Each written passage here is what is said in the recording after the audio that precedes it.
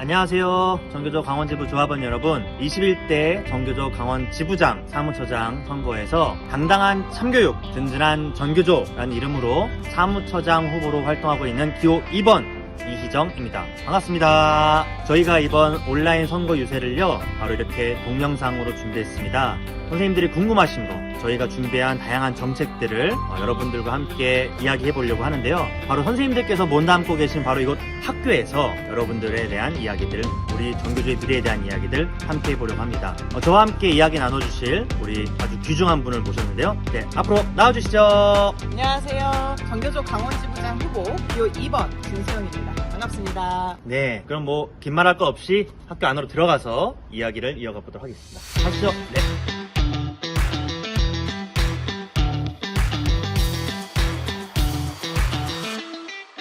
네, 선거운동 2주가 이제 마무리되고 3주차에 이르는 시기에 같이 여기 조합원 선생님들을 온라인 유세로 만나고 있습니다. 지난주 수요일날 저희 선거운동 중반을 맞이해서 현장 유세가 있었는데요. 우리 지부장 후보님은 현장 유세 때 좀 기억나시는 게 있었다면 어떤 게 있으셨을까요? 제가 예상치도 못했던 그 지지유세 감동에 계속 눈물을 흘렸던 게 제일 인상이 깊은데요.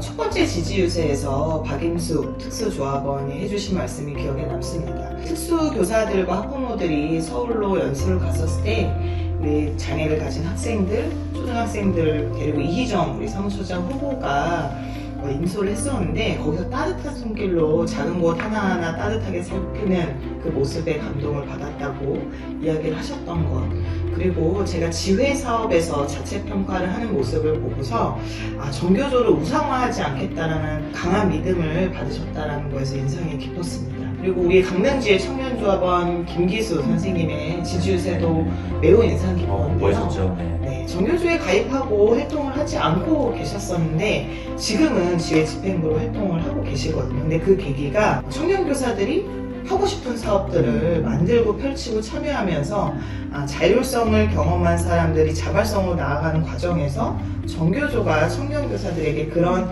기회의 장을 많이 열어줘야 된다, 이 얘기를 하셨던 게 기억에 많이 남습니다. 네, 말씀하셨던 것처럼 이제 이렇게 얘기를 들어보니까 앞으로 우리가 어떤 정책들과 방향들을 제시해야 되는지가 좀 명확해지는 것 같은데요. 본격적으로 그러면은 질문을 한번 드려보도록 하겠습니다. 현장 방문을 이렇게 갔다 보니까 잠깐 지금도 말씀해 주셨는데 우리 정교조 이제 청년 조합원들을 좀 안아줘야 되는데 좀 그러지 못한 것 같아서 걱정이다, 이런 얘기 해주셨거든요. 기회장을 좀 마련해 주는 게 필요하다고 말씀하셨는데 청년 조합원의 확대 방안 어떻게 고민해 볼 수 있을까요? 네, 제가 선거운동 하면서 부대 방문을 했을 때 우리 청년조합원들이 신규교사 연수 때 정교조의 이해라는 과목에서 50분 동안 정교조를 홍보하는데요. 교총이나 다른 교사 노조보다 정교조 선생님들이 확실히 내용도 형식도 준비도 잘 되어 있어서 그래서 가입했다는 조합원들을 많이 뵀었습니다. 우리는 내용 형식 준비들을 이미 잘 하고 있는데 청년 교사들이 요즘 그런 말씀을 많이 하세요. 정교조가 현실적인 문제, 예를 들면 임금이나 수당의 문제에도 관심을 가져줬으면 좋겠고, 가장 어려움을 겪고 있는 교육활동 보호의 문제, 그리고 수업과 학급 운영, 학생 상담, 취미 모임 등 이런 요구에 맞는 모임들을 잘 운영해줬으면 좋겠다라고 하는데요. 결국 사람이 애정을 갖는 거는 나의 삶과 정교조가 연결이 되어 있을 때, 또는 사람과 사람이 연결되어 있을 때 소속감을 느끼는데, 그런 청년조합원들이 찾을 수 있고 마음껏 펼칠 수 있는 정교조 만들어야 된다고 생각합니다. 네, 현실적인 문제, 내 삶과 연결된 문제를 짚어야 된다라고 하는 지적이 좀 인상적이었는데요. 그래서 우리 기호 2번 선거운동본부에서는 학교 업무 정상화 문제랑 교육활동 보호를 저는 이제 좀 짚은 게 아닌가. 이 두 가지를 좀 전면적으로 내세웠던 좀 배경이 있다면요. 학교 방문을 하면서 가장 많이 하시는 말씀이 갈수록 어떻게 학교가 바빠지냐. 한 6년 반을 육아휴직으로 학교를 떠나 있던 선생님이 복직을 하셨는데 정말 깜짝 놀랐다고 하십니다. 어떻게 학교 업무 정상화가 내가 휴직하기 전보다 더 안 되어 있냐라고 느끼실 정도라고 하는데요. 실제로 수업과 학생들 상담보다는 업무하는 데에 많은 시간과 에너지를 쏟고 계신다는 말씀을 많이 하십니다. 두 번째로 교육활동 침해 요즘 굉장히 심각하다고 말씀을 하십니다. 합니다. 초등학교 5학년 선생님은 아이에게 뺨을 맞고 내가 어찌할 바를 몰랐는데 도움을 구할 곳도 없었고 내가 무능력한가 자책을 하셨다라고 하는데요. 학생들의 수업 방해, 학부모의 과도한 민원들로 선생님들이 위축되거나 아니면 그냥 넘어가는 경우들이 비일비재합니다. 더 안타까운 거는 동료 교사나 학교와 협력해서 이 문제를 해결하거나 아니면 교감교장 관리자의 적극적인 역할로 해결하는 경우는 거의 없다라고 하니 교사들의 노동조합인 전교조가 이런 어려움들에 관심을 가져야 된다고 생각합니다. 네, 교사들의 노동조합인 전교조가 이런 문제에 당연히 관심 가져야 된다. 저도 적극 공감합니다. 그럼 이 두 가지에 대한 좀 구체적인 공약의 내용들을 좀 살펴보고 싶은데요. 우선 이 학교 업무 정상화 관련해서는 학교 업무 정상화 지표라는 게 조금 눈에 띄더라고요. 이 구체적으로 어떻게 현장에서 활용할 수 있는지를 좀 얘기해 주시죠. 네, 학교 업무 정상화 추진 계획이 현장에 나온 지 10년이 넘었습니다. 그런데 학교마다 적용되는 것은 천차만별인데요.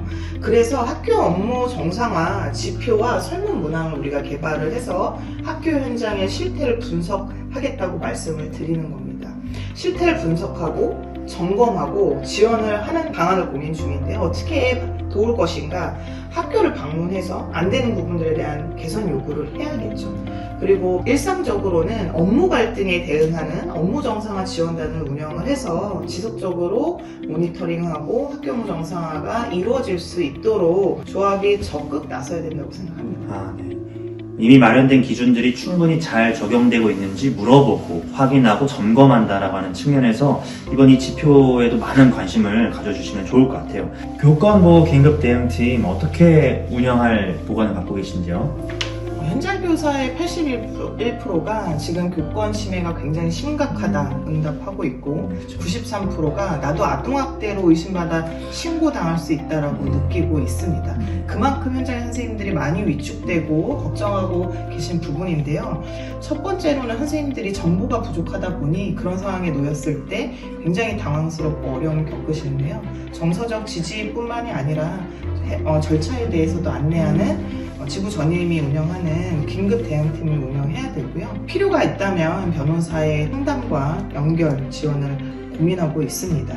또 지속적으로 강원지부 내에서 조합원 역량을 기르기 위해서 본부 김민석 교권지원실장님과 함께 교사의 교육권에 대해서 공부하는 모임, 그리고 학교 현장에 교사의 생활지도와 수업, 즉 교육권을 중시하는 그런 문화를 어떻게 정착시킬 수 있을지 학교 현장에 실제 적용되는 것들을 고민해야 된다고 생각합니다. 교사들을 다시 아이들 곁으로, 그러려면은 전교조가 선생님 곁으로 가야 된다. 그래서 이 선생님들의 이 학교 업무 정상화 문제와 교육활동 보호만큼은 반드시 책임지겠다라는 게 좀 눈에 쏙 들어왔던 그런 시간이 아니었나 싶습니다.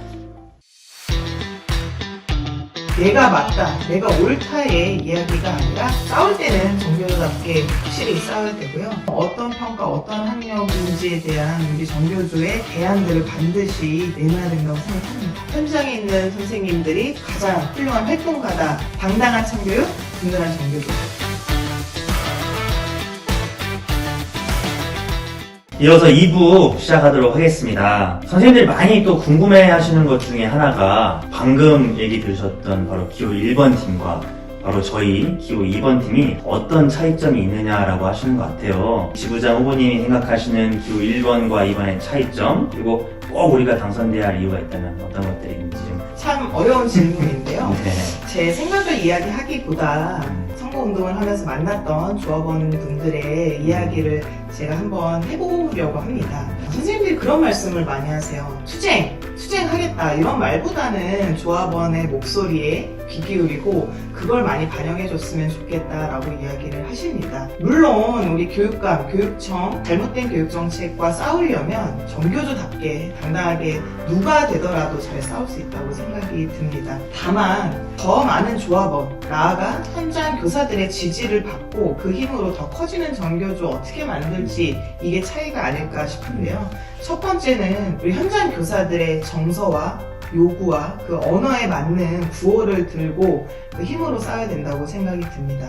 내가 맞다, 내가 옳다의 이야기가 아니라 한 사람의 10걸음보다 10사람의 한 걸음으로 더 큰 힘을 만드는 것, 조합원 선생님들이 얘기해 주신 그 부분이 아닐까 합니다. 네. 결국 많은 조합원들은 학교에 계시고 바로 학교 분회에 계시는 경우가 많은데요. 근데 사실 우리가 분회 운영이 사실 쉽지가 않은 게 사실입니다. 분회장 한번 세우기도 쉽지 않은 것도 맞고요. 이 분회 어떻게 좀 도울 수 있는지 좀 보관을 갖고 계신지. 네, 우리 조합원이라면 누구나 속해 있는 가장 기초 단위가 학교 분회입니다. 근데 선거운동 기간에 제가 학교 방문을 하면 선생님들이 많이 하시는 말씀이 후보님이 와서 올해 처음 분회 모임을 해요 라고 할 정도로 네. 첫 번째는 학교 현장이 너무 바쁘다라는 거고, 두 번째는 분회 모임을 어떻게 운영해야 될지 운영에 어려움을 겪고 계신 겁니다. 한 학교에서 젊은 분회장님이셨는데요. 분회장을 처음 하다 보니 어떤 내용으로 모임을 해야 되는지 막막하다라고 하셨습니다. 분회장님들께 도움 자료를 초보적으로는 드려야 된다고 생각이 들고요. 잦은 분회 방문보다 더 좋은 것은 없다고 생각이 듭니다. 학교 방문을 자주 해야 된다고 생각이 들고, 유치원, 초등학교, 중학교, 특성화 고등학교, 시 단위의 고등학교, 군 단위의 고등학교, 특수학교, 각 학교들의 특징들이 있는데요. 그 특징을 잘 살린 정책분회라는 이름으로 분회를 한번 운영해 볼까 합니다. 그래서 학교 특성에 맞는 고민들, 어려움들, 그리고 해결점들을 지부로 올려주시면 지부에서는 그것들을 단체협약이나 노사협의 안건들로 만드는 것들을 하면 좋겠다는 생각이 들고, 다양한 이벤트를 통해서 선생님들이 이벤트 신청하고 그 김에 분회 모임도 잘 하실 것 같은데요. 그런 다양한 활동을 지원을 모색하겠습니다. 네, 자기 학교 특성에 맞는 정책들을 개발하고 그것을 지회나 지부로 공유하면서 뭔가 우리 전교조가 실제 교육 현장을 바꿀 수 있다는 이 정책 분해가 저는 굉장히 인상적입니다. 또 하나 중요한 게 실제 지금 강원지부가 또 확대되는 과정에서 이 위원회 활동이 굉장히 인상적인데요. 위원회 활동에 대한 지원 방안이 있다면 어떤 게 있을까요? 네, 본부, 지부, 지회 분회로 내려오는 것들과 우리 위원회는 시줄과 날줄로 우리 조직을 더 튼튼하게 하는 체계라고 생각이 듭니다. 우리 위원회에 속한 선생님들의 공통적인 어려움은 학교에서 업무 지원을 제대로 받지 못하는 문제가 여전히 있다라는 겁니다. 학교에 한 분씩 계시는 경우가 되게 많아서 전교조가 그 선생님들 한 분 한 분의 목소리와 어려움에 주목을 해야 되겠죠. 그리고 영양은 특히 요즘 산업안전보건법 적용으로 그 안전관리에 대한 업무와 행정과 책임까지도 떠맡고 계십니다. 반드시 싸워서 나가야겠고요. 보건은 과대학교의 2인, 3인 보건교사 배치를 계속 확대해 나가야겠습니다. 사서교사 이번에 선발이 확 축소가 되는데요. 작은 지역, 작은 학교도 독서 교육을 우리가 원활하게 할 수 있게 사서교사 선발의 목소리 강하게 내야 되겠습니다. 유아교육의 공공성 강화해야겠죠. 특수학교 선생님들 감동적인 것은요, 선생님들이 갖고 계신 어려움보다 과소 학급의 폐급 문제, 그리고 과대학급의 문제에 대해서 우리 특수학생의 교육권에 대해서 목소리를 많이 내고 계십니다. 그리고 교육활동 침해 사안으로 특수선생님들의 어려움이 많이 계신데요. 맞춤형 지원 고민하고 있습니다. 상담 선생님, 도교육청과 직속기관의 상담 출신의 전문직이 없어서 소통과 업무에 많은 어려움 겪고 계신데요. 도교육청이 지속적으로 요구해야 될 부분이라고 생각합니다. 다음 질문도 사실 되게 중요한 문제인데요. 현장 방문을 돌다 보니까 또 많이 얘기해 주시는 게 이제 내년은 좀 더 어렵지 않겠냐. 신경호 교육감의 이주호 교육부 장관이 이제 있는 시기인데 이럴 때 전교조가 또 싸울 일이 많지 않겠냐 이런 걱정 많이 하시더라고요. 여기에 대한 좀 대응 우리 어떻게 해야 될지. 네, 이주호 교육부 장관 자사고, 일제고사, 대학자율화 등 신자유 교육 정책의 아주 대표 주자였죠. 신경호 교육감 학력 하나만큼은 확실히 책임지겠다라고 벌써 진단평가 그리고 수능 성적 공개 등을 몰아붙이고 있습니다. 싸울 때는 전교조답게 확실히 싸워야 되고요. 진단평가의 문제, 학력의 문제는 학부모들과 교사, 우리 선생님들이 많이 고민 가지고 계신 부분입니다. 조합원들의 충분한 토론들로 줄 세우기식, 일제식 평가는 모두 지양해야 된다는 거에 공감대는 있는데, 더 나아가 그러면 우리는 어떤 지원을 할 거고, 그럼 어떤 평가, 어떤 학력인지에 대한 우리 전교조의 대안들을 반드시 내놔야 된다고 생각합니다. 네, 싸울 때는 싸우는 것이 역시 전교조의 또 힘이죠. 하지만 싸울 때도 뭔가 대안을 마련하는 게 참 중요하다고 생각이 드는데요. 사실 이 전교조에서 만들 수 있는 대안이라고 하는 것은 학교 현장에서 바로 수업에서 이루어지는 이런 참교육 실천이 아닌가 싶습니다. 근데 이번에 신경호 교육감이 되면서 지금까지 이어졌던 이런 혁신교육 이제 문 닫는 거 아니냐 이제 이런 우려들도 사실 많거든요. 이 보수교육감 체제 속에서도 우리 강원 교육 현장에서 교육 혁신, 참교육 실천 어떻게 이어질 수 있을까요?